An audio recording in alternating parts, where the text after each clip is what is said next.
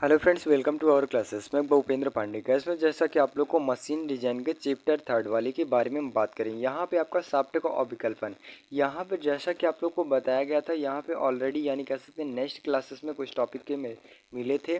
जैसा कि आप लोग को सॉफ्ट हो गया, शाफ्ट का डिज़ाइन हो गया, ठीक किस पर इस पर किया जाता है, इसकी डिफिनीशन वगैरह के बारे में बात किए थे। आज का टॉपिक है, तो यहाँ पे हम बात करेंगे सरल एवं शुद्ध मरोड़ तथा उनकी संबंधित मान्यताएं क्या होती हैं और ठोस एवं खोखली सॉफ्ट की तुलना क्या होती है। इन सभी चीज़ों के बारे में हम स्टेप बाय स्टेप जानेंगे। तो यहाँ पे कहने का मतलब है वीडियो काफ़ी हेल्पफुल होने वाली है। वीडियो लास्ट तक देखना है, तभी आप लोग को सभी टॉपिक समझ में आएगा। जैसा कि आप स्क्रीन के माध्यम से देख पा रही हैं, सरल एवं शुद्ध मरोड़ उससे संबंधित मान्यताएं। ठीक, इसका कहने का मतलब है अगर हम किसी भी शब्द का यूज़ कर रहे हैं, वो अपनी घुड़ीय गति में है। ठीक, घुड़ीय गति में है तो वो जो बीच में क्या होता है, लचकन बन जाता है यानी लटकन हो जाता है। ऐसे प्रोसेस यानी कह सकते हैं इन सभी चीज़ों का ना हो। ठीक, ये सब सारी प्रक्रियाएं ना हो, केवल अगर अपना वो कार्य कर रहा है तो केवल घुड़ीय गति ही कार्य करे। बल्कि अगर कोई भी सॉफ्ट हो जाता है, कोई भी कहने का मतलब है अगर किसी भी सॉफ्ट में ज़्यादा दिन तक यूज़ कर लिया जाए, ठीक, तो उसमें बीच में क्या होता है कि थोड़ा बहुत लटकन बन जाता है। तो ऐसे प्रोसेस यानी कह सकते हैं किसी भी सॉफ्ट का प्रयोग कर रहे हैं तो सॉफ्ट यानी कह सकते हैं उसका जो शुद्ध मरोड़ होता है। ठीक, तो उनसे संबंधित कुछ मान्यताएं दिखाई गई हैं, यहाँ पे डिफिनीशन के माध्यम से देखेंगे। जैसा कि आप स्क्रीन के माध्यम से देख पा रहे हैं कि जब किसी सॉफ्ट या धरन पर केवल मरोड़ गुण से कार्यरत हो माना जा सके तो इसके प्रभाव में शाफ्ट का शुद्ध मरोड़ होता है। इसका कहने का मतलब है अगर हम जब किसी शाफ्ट का या फिर धरन का केवल प्रयोग कर रहे हैं, ठीक, तो जिसमें घुड़ीय गति कार्य कर रही हो, ठीक, वो क्या कहलाता है, आपका शुद्ध मरोड़ कहलाता है। आगे देखेंगे, और सॉफ्ट में केवल मरोड़ गुण कर्तन प्रतिबल ही उपजे।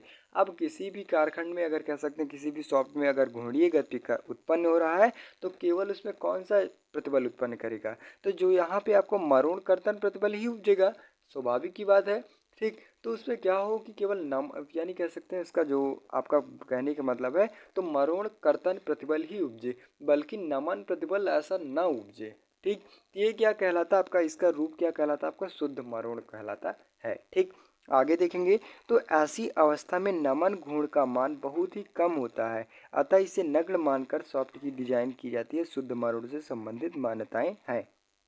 ठीक, यहाँ पे हम एक प्रकार से फिर से बताएंगे कि कहने का मतलब है इस डिफिनीशन का कि जब किसी भी शब्द का प्रयोग किया जा रहा है, ठीक, तो उसमें जो घुड़ीय गति हो रही है केवल वो घुड़ीय गति ही उत्पन्न हो, और उसमें जो भी कह सकते हैं उसका जो मरोड़ कर्तन प्रतिबल ही उपजे, वो क्या कहलाता है, आपका क्या कहलाता है, शुद्ध मरोड़ कहलाता है। ठीक, शब्द का शुद्ध मरोड़ कहलाता है। और उसमें कहने का मतलब है कि जो आपका नमन प्रतिबल हो यानी नमन हो, ठीक, बिल्कुल शून्य के बराबर हो यानी नग्न हो। ठीक, इन्हीं के बेस पर हम किसी सॉफ्ट की डिजाइन कर ली जाती है और इसकी जो शुद्ध मरोड़ की यही सामान्यताएं होती हैं।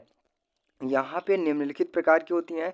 जैसा कि आप लोग को यहाँ पे फर्स्ट में देखेंगे, तो फर्स्ट क्या कहता है कि मरोड़ घूर्ण लगने से पहले ही शाफ्ट की कोई वृत्तीय समतल अनुप्रस्थ काट से शाफ्ट की लंबाई के अक्ष के लंबरूप है। मरोड़ घूर्ण लगने से पश्चात वृत्तीय समतल और लंबाई अक्ष के लंबवत रहती है। इसका कहने का मतलब है अगर हम किसी भी शाफ्ट का प्रयोग कर रहे हैं जो मरोड़ घूर्ण लगे रहेंगे यानी लग रहा है, तो जो उसका वृत्तीय क्षेत्रफल यानी वृत्तीय समतल अनुप्रस्थ काट होता है तो शाफ्ट की लंबाई के लंबवत होता है। ठीक, नेक्स्ट वही पे बात करें तो मरोड़ घूर्ण लगने से पहले बाद में सॉफ्ट की अनुप्रस्थ कांटों की बीच की दूरी समान होती है। इसका कहने का मतलब है जो सॉफ्ट का मरोड़ घूर्ण लगने से पहले होता है और सॉफ्ट का जो अनुप्रस्थ काट होता है, उन दोनों के बीच की दूरी क्या होती है, समान होती है। नेक्स्ट बात करें वहीं पे, तो शाफ्ट की विभिन्न अनुप्रस्थ कांटों का व्यास होता है और घूर्ण लगने वाले उसे परिणामी में भी रखे रहेंगे।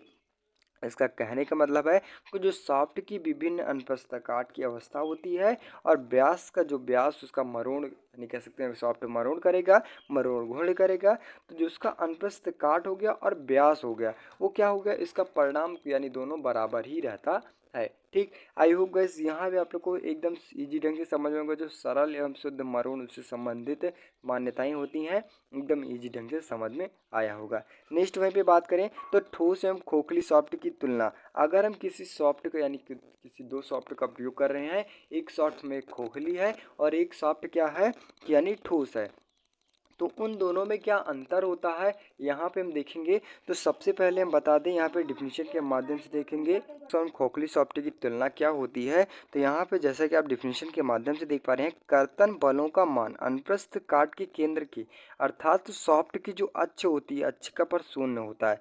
जो यहाँ पे कहने का मतलब है, जो सॉफ्ट लगाई जाती है उसका जो अक्ष होता है अनुप्रस्थ काट जिसे बोलते हैं, वो क्या होता है, शून्य होता है, और बाहर की ओर बढ़ता हुआ उससे बाहरी सतह पर अधिकतम होता है। इसका कहने का मतलब है जो सॉफ्ट प्रयोग की जा रही है, जो यहाँ पे कहने का मतलब जो सॉफ्ट की अक्ष होती है, ठीक, यहाँ पे जो बीच में जो सेंटर लाइन होती है यानी केंद्र होता है, उसका जो व्यास होता है यानी कह सकते हैं जो उसका अक्ष होता है क्या होता है, एकदम शून्य होता है। और वहीं पे जो बाहर क्या होता है, उसका बढ़ता हुआ रूप चला जाता है। ठीक, आगे देखेंगे तो आगे क्या कहता है कि होता है केंद्र से बाह्य सतह पर दूरी जितनी अधिक होगी, सॉफ्ट उतना ही अधिक पारिशत सहन करता है। इसका कहने का मतलब है अगर हम किसी सॉफ्ट का प्रयोग कर रहे हैं तो जो उसका जो आंतरिक केंद्र हो गया, ठीक, आंतरिक केंद्र जो उसका कहने का मतलब है यहाँ पे जो उसका जो अक्ष हो गया वो क्या होता है, एकदम शून्य होता है। और जो बाहरी सतह पर क्या होता है, यानी कह सकते हैं जो बाहरी फोर्स लग रहे हैं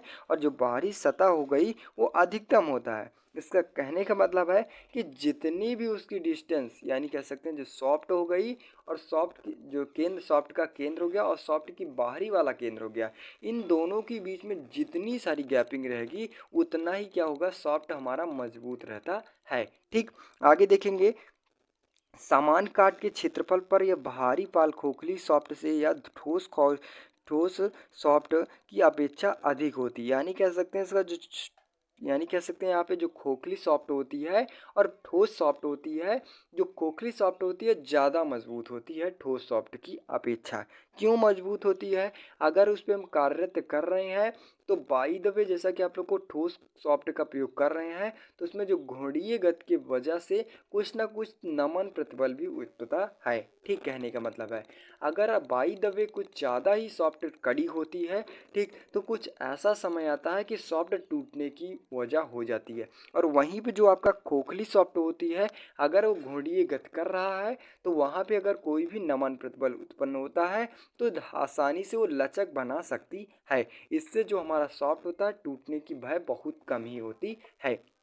आगे देखेंगे अतः खोखली सॉफ्ट अधिक सामर्थ्य की होगी और एवं समान बलागुण पारित करने के लिए खोखली सॉफ्ट का भार कम ही होगा।